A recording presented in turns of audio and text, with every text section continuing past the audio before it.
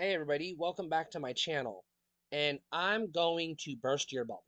I'm sorry, but this is the truth. Do you remember all the massive, huge sci-fi special effects summer blockbusters of the 90s? No, you don't, because they didn't exist. The 90s was the dead decade for the blockbuster. In fact, the concept of the blockbuster almost died out in the 90s. Now you're screaming at the camera, what the fuck? And then you're listing off all these movies that you thought were blockbusters that weren't. What am I talking about? Hold up a minute, let me explain.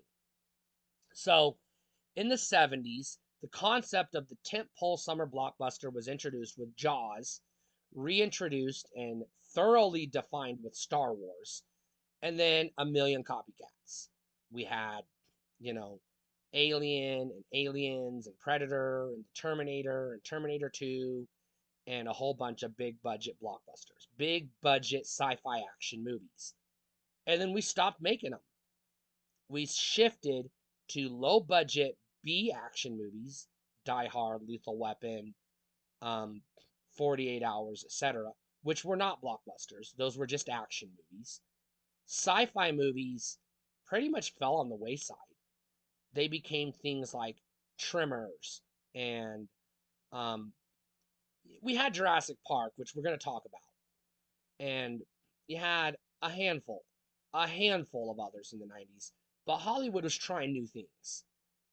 Your big tentpole movies were Silence of the Lambs or Bad Boys or Thelma and Louise. These are not blockbusters. These are tentpole movies. Even I'll give you um, Pulp Fiction is a tentpole movie. It's not a blockbuster. How do you define a blockbuster? Well, one, it's action oriented, which means the action has to come first. It's family friendly. It has elements of sci-fi and horror and comedy all blended together in a perfect mix of basically AAA movie. It's like checks all the boxes. Now, we had E.T. in the 80s, I would classify as blockbuster for sure. We had all the Indiana Jones, a shit ton of fucking Indiana Jones. We had fucking, goddamn, fucking, I can't even think. So many big tentpole summer blockbusters in the 80s, you know, and then they just sort of fizzled out in the 90s. Now we had Jurassic Park in 93, which was a big tentpole summer blockbuster for sure. But like I said, most of your tentpole movies did not fit this definition.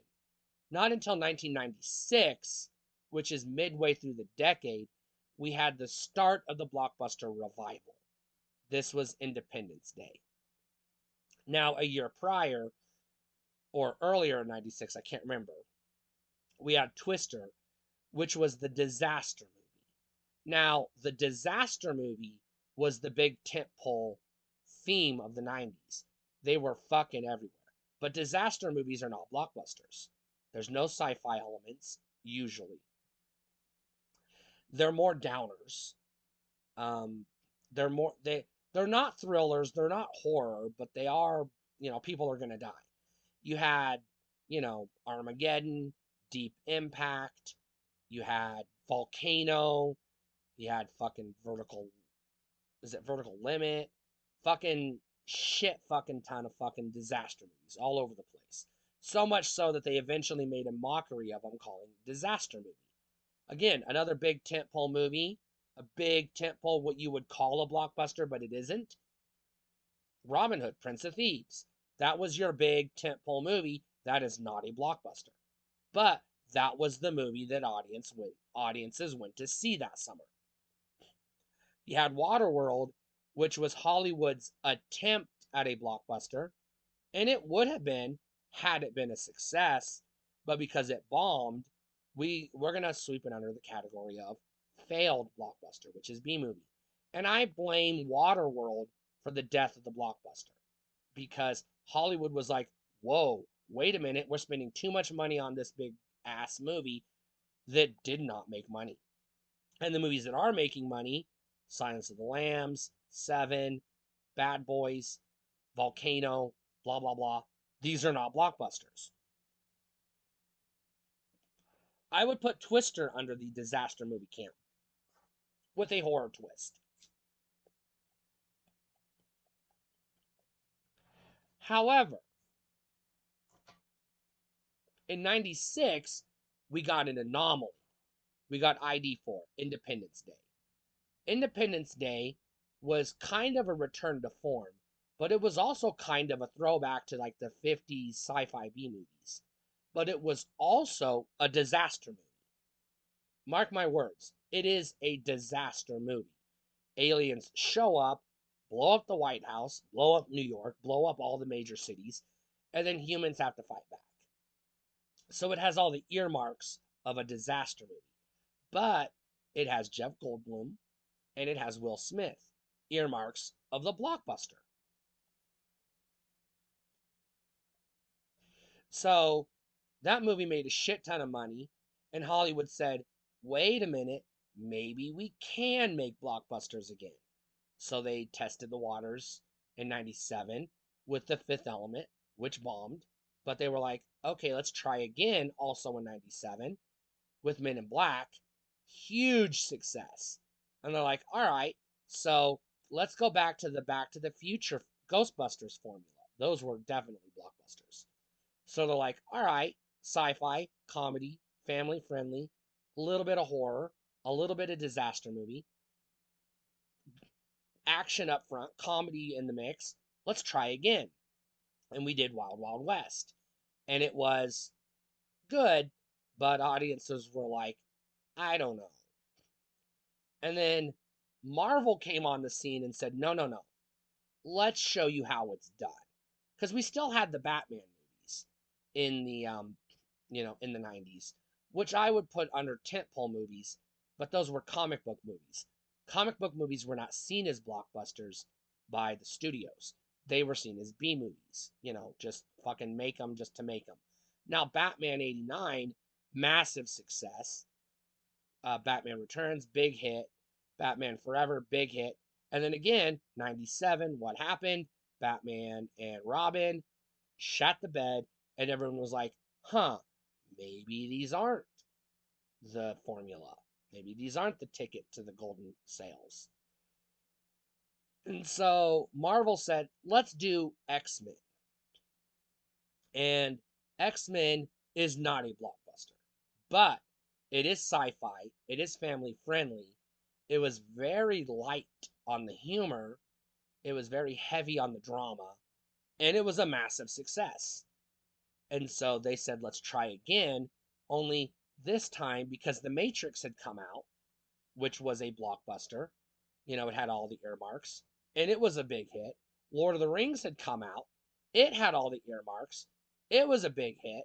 And studios were like, maybe we can put some money into these things and get a return on our investment. So they said, well, The Matrix worked, let's make two more of them. Lord of the Rings worked, let's make two more of them. X-Men worked, let's make two more of them. And hey, don't we have other comic book characters we can make blockbusters? Sure, let's do Daredevil. No, please, let's not.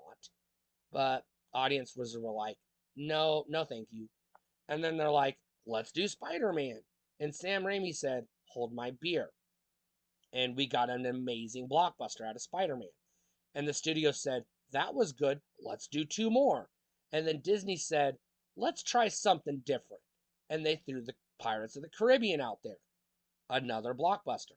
And it, again, did well. And lo and behold, the studio said, well, just for funsies, let's make two more of them. This became a trend that built up to, and throughout this time we had the revival, the Star Wars revival, which Star Wars it's the template for how to make a blockbuster. And you had episode 1, episode 2, episode 3. They were all massive successes. Those were blockbusters. So starting in like 97 on, Hollywood decided, you know what? Yeah, blockbusters are the way to go. Let's do it. And then they went all in. And audiences said, thank fucking God, the return of the blockbuster. And we ate them up because we were hungry for them. because the 90s we were getting sick of the downers. We were getting sick of these fucking, you know, fucking depressing Thelma and Louise and fucking Magnificent Seven and fucking, good movies, sure. Silence of the Lambs, etc. We were like, Jesus Christ, let's stop making downer movies and let's go back to happy feel good movies. And the studios said, yeah, let's make big budget feel good movies again.